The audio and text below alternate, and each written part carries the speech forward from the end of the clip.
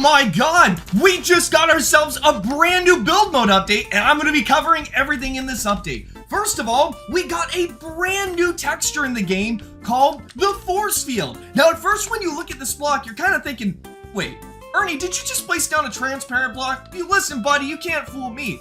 But no, because there's no such thing as transparent wedges, are there? Oh, let me go ahead and change the color here. You can see it's blue, or if I go change it to purple here, I'm trying to get it to a color that's more easily able to be seen here. Maybe I can change it to white.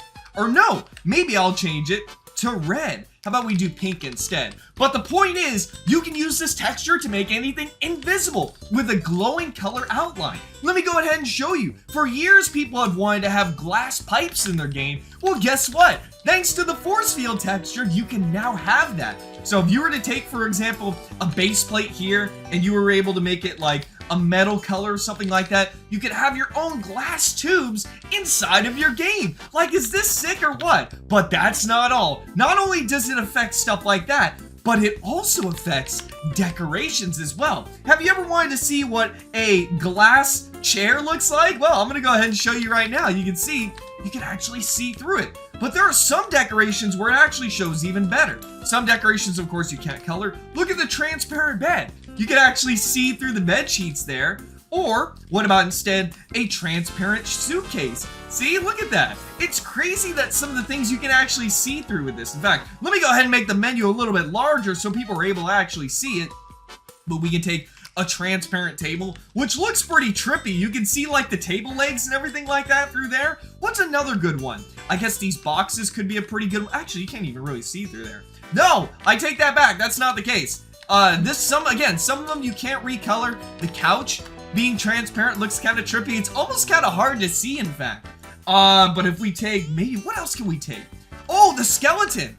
Yeah, you can actually make a transparent skeleton here that you can actually see through. Like, is that cool looking or what? You can kind of just like see the nostrils go all the way up there. It's kind of interesting. It's kind of weird. But the point is that now you can actually make all of these kinds of things transparent now, including like doors and stuff if you want to see through doors and whatnot.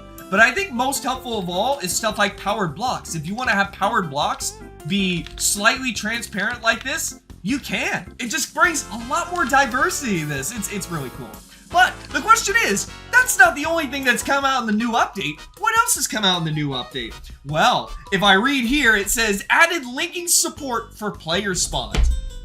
You guys are not going to believe this. This is something that I've wanted in the game for a while, and now we finally have it. Let me ask you something. Are you guys tired of piggies just camping on top of the player spawn? Don't you guys... Wait a second. I placed down 2 player spawns. Wait just a second. And 3, and 4, and 5, and 6, and 7. You can now place down multiple player spawns in the game.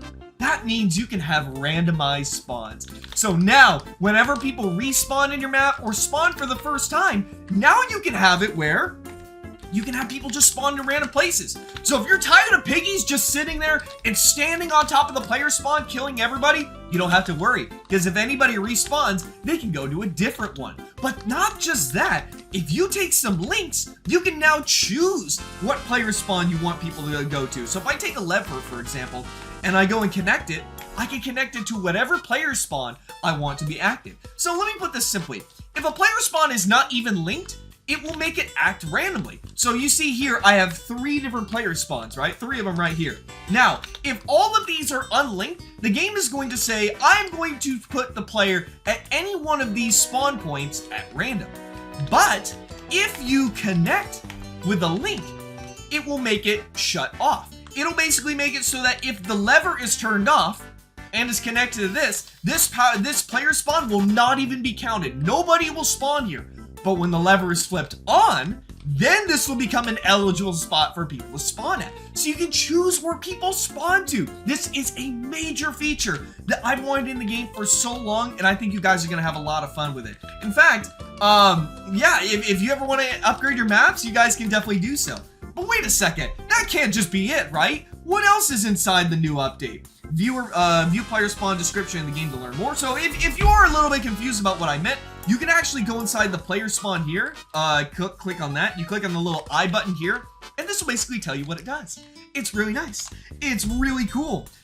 Fix the Pig 64 player models not showing up in the selection menu. So, if you ended up having some issues where in the selection menu, either for this or inside, if you actually wanted to make everybody in the game via survivor model as a Pig 64 player model, that has now been fixed. You can even see it actually displays more than one now instead of whatever one you specifically have equipped, which is nice.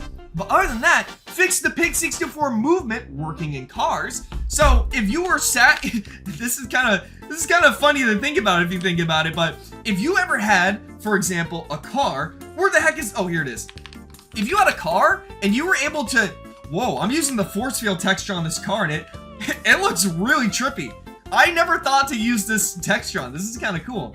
But if you were trying to use the Pig 64 movement in the car, I think it would make the car like jump around or something weird like that. I don't know what kind of, actually sounds kind of cool. That sounds kind of rad to just like, you know, if you're going up a ramp or something like that and you make the car jump, that actually sounds kind of cool. Fix the Pig 64 movement while joining mid-round. So if you had joined into a map that already had a Pig 64 console, which is this right here, that was already active, you basically weren't able to move at all. You weren't able to do the special movements. But now if you join into a game that already has this on, you'll be able to do the runs and jumps and all that kind of cool stuff. So I'm glad. Keep in mind that all of these new features are only available in new servers. So if you're inside of a server, get the heck on out of there and go ahead and create a new one. And all these new update things will show up. It's really cool. But my question is, what else can you do with the force field texture? You see, there are a couple other things I would like to try out, and then some things that I think would probably look a little bit funny with the force field texture. So let's take a look and see. We might find one that's pretty interesting here. The barrel, you can see there's the transparency on that. I'm using pink because it's just an easier color to spot out. The fences kind of look pretty cool. They look pretty high-tech looking, like futuristic. So if you ever want to use something like this inside of your map, I definitely recommend so. It looks really cool. Like if you want to have like these neon tubes and stuff like that set up. There's the foldable chair right there. Again, it's pretty tricky to see, but it still looks really cool. There's the bunk beds as well. There are some decorations that you can't recolor. Oh, wait, what about the TV screen?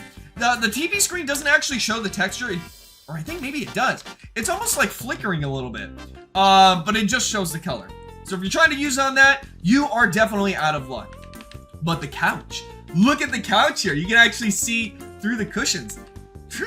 Dude, they're so trippy. I don't know. Maybe some days someone's gonna make like an all neon, whoa, you can actually see through the TV. Oh, this is pretty interesting. Maybe you can like hide a decal inside of there if you really wanted to. That could be really interesting. Or maybe you can put a certain item inside of there. Oh, that's a new trick that maybe some people are gonna use. And that's a new trick that you just learned now. Maybe you'll be the first to use it. The bench looks pretty cool. What else? There's gotta be something more interesting. Oh, the bookshelf. Yeah, you can kind of like just see directly behind the bookshelf here. Normally, the spots that you aren't able to look behind at all. Yeah, that's kind of interesting. I don't think personally I would use that though. Me personally, that ain't my thing. The cart, there's definitely no hot dogs or pretzels in there. I can see right through that. I can see right through that scheme. Other than that, there's the chair that you can see through. There's the circular table, looks pretty cool. I love the outline on all these too. They are just so cool. The lockers, you can use them on here, which clearly no one's gonna be opening that locker because nothing's inside of there. Other than that, I think that might be it. Other than like the shelf as well, I think that's basically it. I think we basically covered anything. Basically, yeah, that's it. These are some cool stuff. I'll teach you some new build mode tech soon. So if you want to see more update videos like this in your feed and more build tech, make sure you subscribe.